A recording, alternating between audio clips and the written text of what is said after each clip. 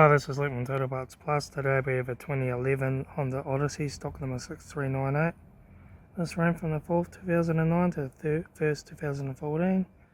It has a KZ42 4Z2 2.4 litre VTEC 4-cylinder petrol engine backed by a 5-speed automatic transmission. This is the KZ 2.4 litre 4-cylinder petrol engine. Left front headlight. Left front 16-inch factory aluminium mag tyre. Front bonnet no damage. Left rear 16-inch factory aluminium mag tyre. Left rear tail light. Rear tailgate no damage. Right rear tail light.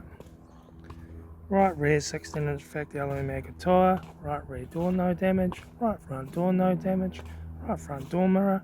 Right front guard no damage, right front 16-inch factory alloy mag tyre, right front door card, right front master switch, automatic gear shifter, heater AC controls, factory single stack stereo,